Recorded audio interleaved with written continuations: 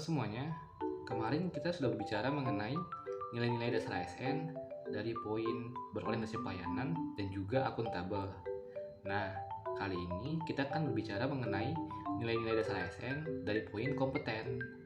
Hal ini dikarenakan dunia yang saat ini kita tinggali penuh dengan gejolak, penuh dengan ketidakpastian, saling berkaitan dan saling mempengaruhi, serta penuh dengan ambiguitas.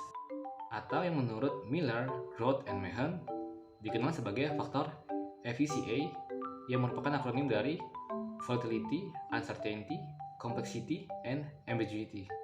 Selain faktor FECA tadi, faktor disrupsi teknologi, fenomena demografik, dan keterbatasan sumber daya juga mempengaruhi kualitas aparatur sipil negara.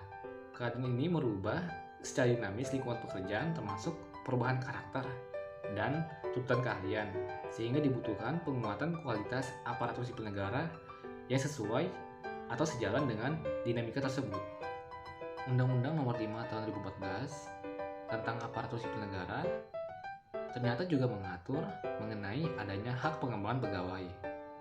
Hal ini tentu saja relevan bagi kita dalam menghadapi dinamika lingkungan global dan kemajuan teknologi informasi.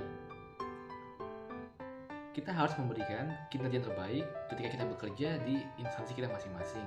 Kita harus bekerja dengan sepenuh hati. Intinya, tidak setengah-setengah. Kita bekerja dengan tepat waktu dan dengan hasil yang baik pula. Kita harus membiasakan diri dengan proses belajar, learn, unlearn, dan relearn. Learn berarti kita mempelajari hal-hal yang baru dan melakukannya secara terus-menerus sampai kita paham. Kemudian, unlearn berarti kita melupakan atau meninggalkan pengetahuan atau keahlian yang ternyata sudah tidak lagi sesuai atau relevan dengan kita. Lalu, relearn yang berarti kita membuka diri kita terhadap perspektif yang baru dengan menggunakan pengetahuan atau keahlian baru kita. Aparatur sipil negara yang kompeten tidak hanya belajar bagi dirinya sendiri, tetapi juga membantu orang lain belajar. Dulu ketika saya pertama kali masuk ke kantor, saya tidak tahu apa yang harus saya kerjakan. Sedikit segan untuk bertanya kepada teman atau senior saya mengenai hal-hal yang harus saya kerjakan di kantor. Tapi pada akhirnya saya bertanya juga kepada mereka. Mereka mengajari saya dengan sabar mengenai apa saja yang harus saya pahami dan yang harus saya lakukan di kantor.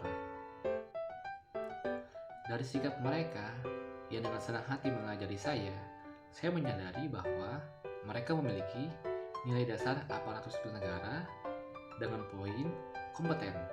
Kompetensi aparatur sipil negara sendiri terbagi menjadi 3 bagian, yaitu kompetensi teknis, kompetensi manajerial, dan kompetensi sosial kultural.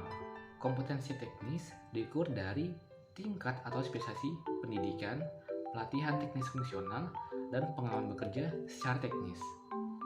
Kompetensi manajerial diukur dari tingkat pendidikan, pelatihan struktural atau manajemen, dan pengalaman kepemimpinan.